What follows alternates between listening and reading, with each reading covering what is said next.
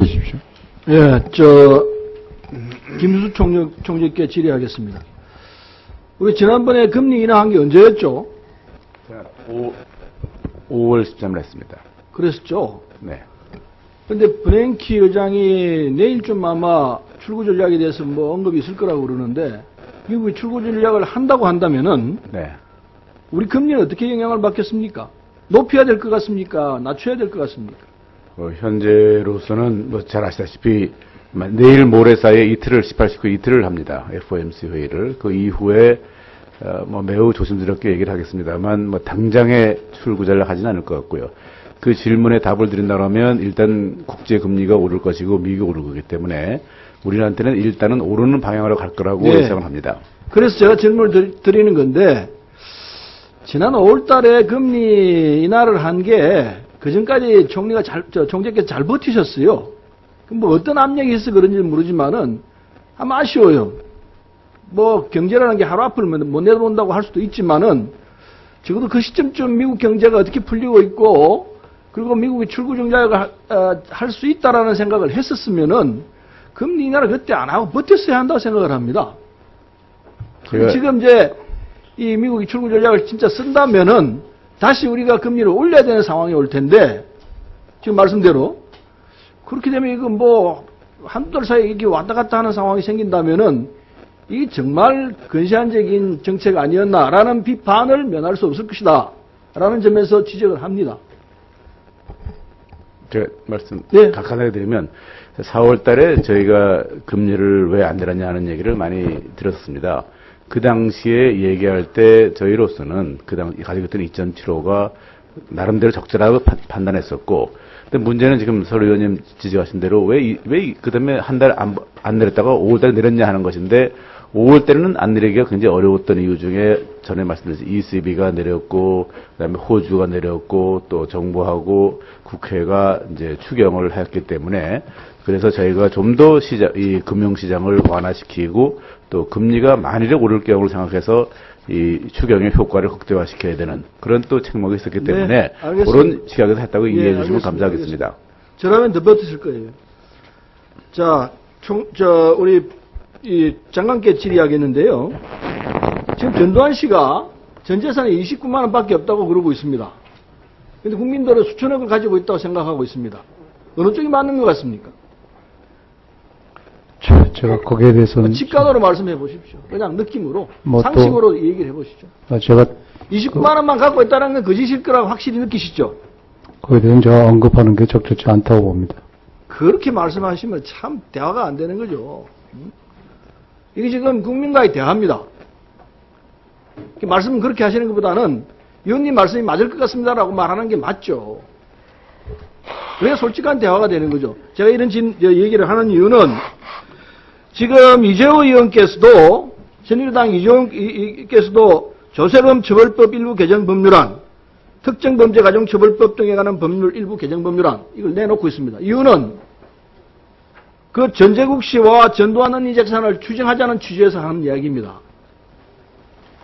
이 국민적 공분이 지금 들끓고 있고, 모든 국민이 상식으로 이건 은닉된 재산을 추정해야 한다는 게 이게 상식이고 답 아닙니까?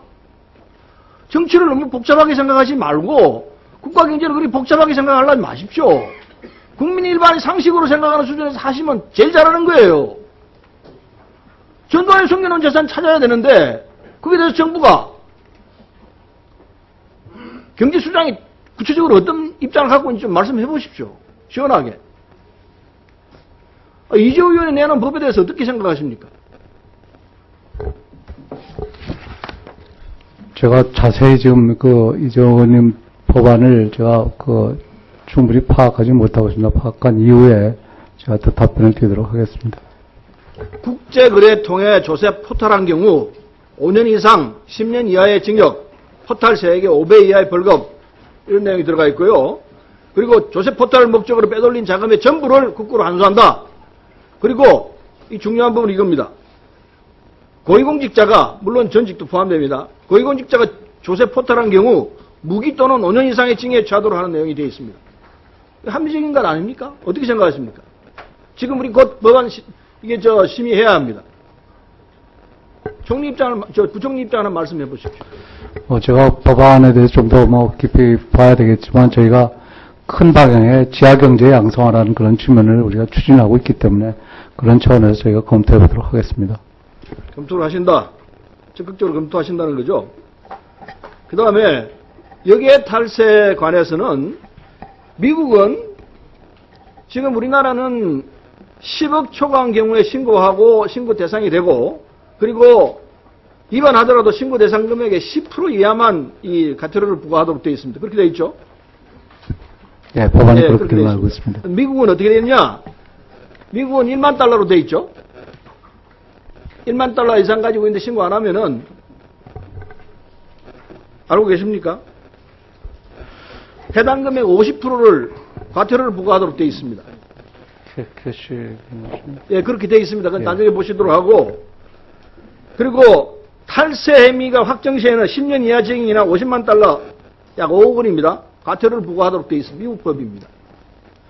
우리는 여기에 비하면 거의 완전히 손반방입니다. 이거는 고쳐야 되겠죠. 그러니까 여기 탈세 마음대로 하는 것 아니겠습니까? 그동안에 여기 탈세에 대해서 우리가 국민들이 잘 몰라서 그랬는지 모르지만 이제 확연히 드러났기 때문에 여기 탈세를 막을 수 있는 강력한 법을 만들어야 합니다. 부총리 어떻게 생각하십니까? 네, 여객탈세 관련해서는 저희가 여객탈세를 하여간 발본할 수 있게끔 그런 장치도 마련하고 그 처벌 규정에 대해서도 여러 가지를 고려해서 검토하도록 하겠습니다. 예, 우리 법을 아주 대폭 강화해야 한다 생각하고 미국에 준할 정도의 법 강화가 있어야 한다 생각을 합니다.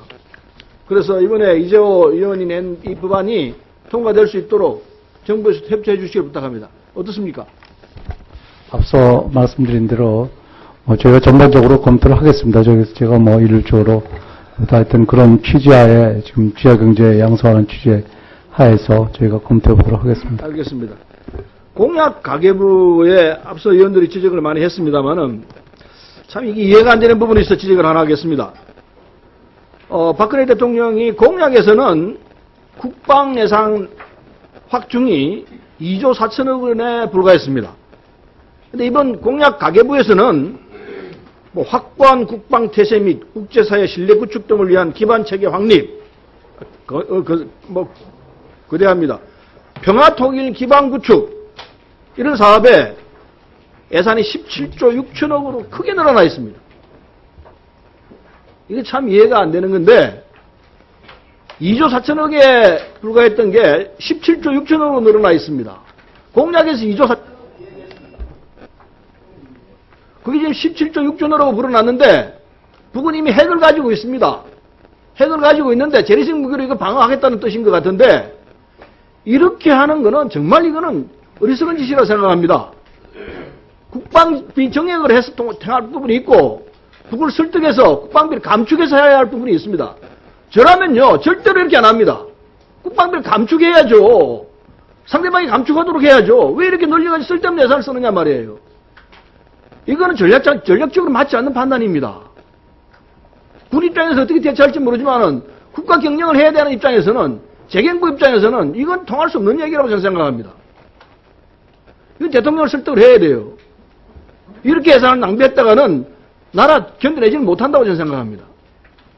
특히 남북관계에 있어서 국방예산을 정확하게 하겠다면요, 더 나쁜 관계만 만들어지는 것 아니겠어요? 북한을 설득해서 어떻게든 간에 서로 무기를 줄이자고 나가야지.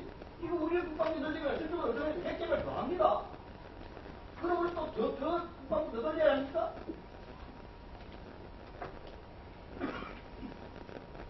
정말 어리석은 정책이에요. 그 대통령이 그렇게 하셨어요. 이렇게 해서는 안 된다고 말씀하셨어요.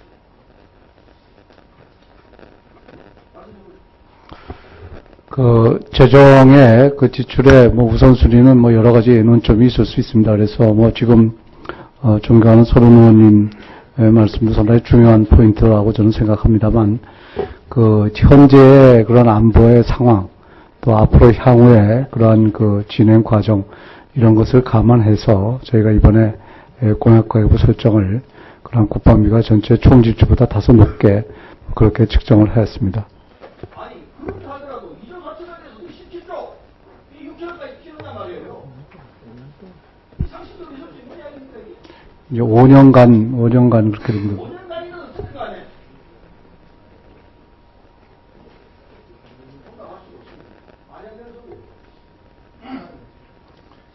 예, 서른 의원님 수고했습니다. 다음에 최경환 의원님 질의해 주십시오.